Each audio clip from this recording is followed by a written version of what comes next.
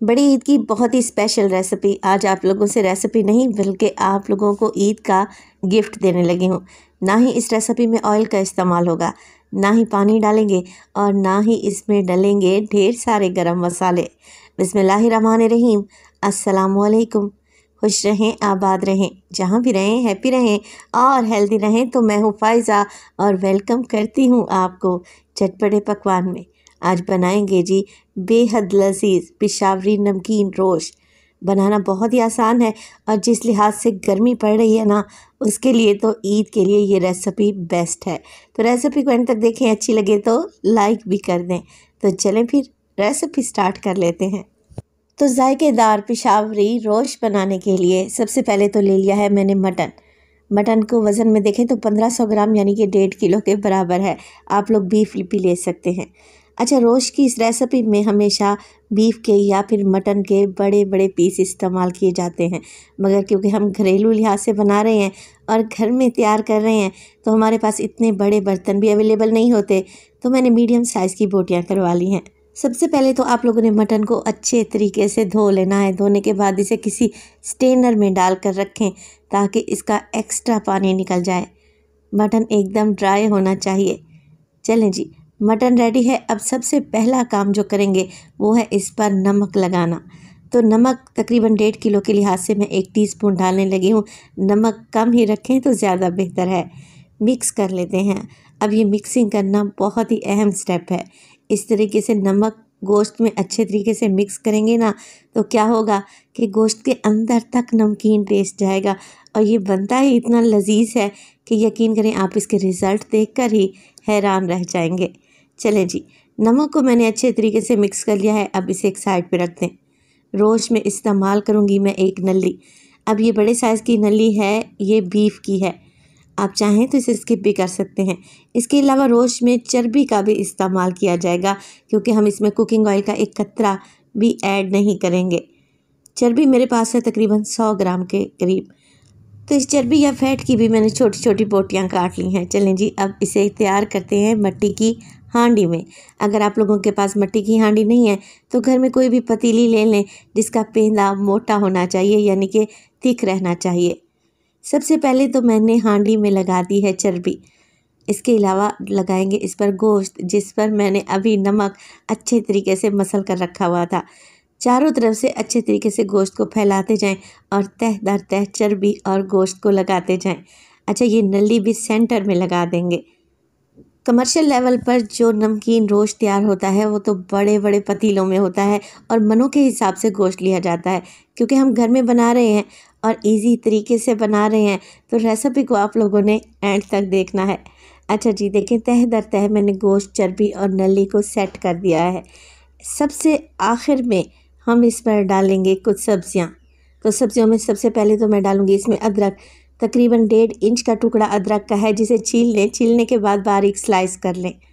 एक medium size का प्याज लें। छीलने के बाद इसे साबित ही लगा देंगे। 2 मीडियम साइज़ के टमाटर लूँगी और अच्छे से वॉश करें और इसे भी हांडी के ऊपर ही सेट कर दें। एक पूरी पोथी ली है मैंने लहसुन की, साबित ही डाल देंगे। पहले इसे भी आप लोगों ने धो लेना है। 1 टीस्पून सिर्फ साबित काली मिर्च का इस्तेमाल करूँगी। तो काली मिर्च आप लोगों ने साबित ही डालनी है, पीस कर या कूट कर नहीं डालनी। अच्छा, 3 से 4 हरी मिर्चें लें, इन्हें कट लगा लें और वो भी शामिल कर दें। ये नमकीन रोज सिर्फ नमक और साबित काली मिर्च में बनेगा और यकीन करें इसका टेस्ट कोई इतना गज़ब का होगा कि आप उंगलियां ही चाटते रह जाएंगे। अब इसमें ना ही ऑयल डालेंगे ना ही पानी का एक कतरा शामिल करेंगे। हमने हांडी को सील करना है। तो मैंने तकरीबन 1 पेड़े के बराबर आटा ले लिया है। अब ये गूंदा हुआ आटा फ्रिज में रखा हुआ था। इसे हल्का सा बेल कर लंबा कर लें और हांडी के मुंह के ऊपर सेट कर लें कुछ इस तरीके से।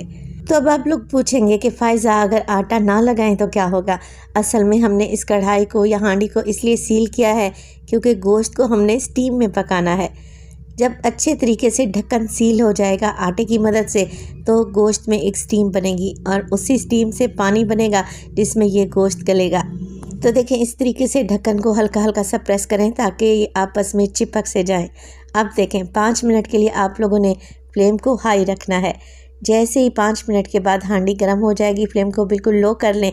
जैसे दम वाली फ्लेम होती है ना चावल पकाते वक्त, चावल को दम पे लगाते वक्त वैसी ही फ्लेम आप लोगों ने रखनी है और 2 से ढाई घंटे तक इस मज़ेदार से नमकीन रोस्ट को पकने देना है। वैसे तो मटन है, जल्दी से गल जाएगा, मगर आप लोग अगर फ्लेम को हाई करेंगे ना तो हो सकता है गोश्त नीचे लग जाए और हांडी जल जाए। तो सारे की सारी डिश का बेड़ा गर्क हो जाने से बेहतर है आप सब्र रखें और 2 से ढाई घंटे बिल्कुल लो फ्लेम पे रोस्ट को पकने के लिए छोड़ दें। ये अपने ही पानी में गलेगा। तो मेरे पास जो मटन था वो काफ़ी सॉफ्ट था, छोटे जानवर का था, तो मैंने 2 घंटे ही रोस्ट को पकाया है। अब सारा आटा छुरी की मदद से रिमूव कर लें और बड़ी ही एहतियात से ढक्कन उठाएं क्योंकि इस वक्त हांडी तेज़ गर्म है। देखें अभी भी उबल रही है। अब ढक्कन उठाने के बाद जो एक्स्ट्रा आटा लगा हुआ है इसे भी आप लोगों ने बहुत ही एहतियात से निकाल लेना है। देखें आटा अंदर नहीं जाना चाहिए।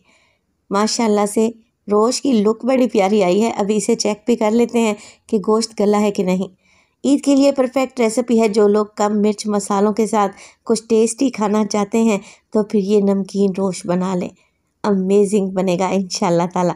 तो देखें बेहतरीन सी यखनी है अभी हांडी में। अच्छा जी, मटन को चेक कर लें। मटन में अगर कसर बाकी है तो ढक्कन लगाकर मज़ीद आधे घंटे के लिए पकाएं। मगर यहाँ पर आप लोग ज़रा चेक करें मीट कैसे मक्खन मलाई की तरह नरम पड़ चुका है, आपके मुंह में घुलता जाएगा। बस जी रोश हमारा एकदम रेडी है। मैं आपको चेक करवा दूं कि ये जायकेदार यखनी खमीरी रोटी के साथ बहुत ही गज़ब की लगती है।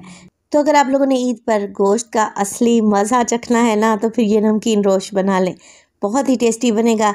कम मिर्च मसालों के साथ बहुत ही फेमस और जायकेदार रेसिपी है। माशाल्लाह से आप ज़रा देखें कि मटन किस हद तक गल चुका है कि हड्डी से अलहदा हो रहा है।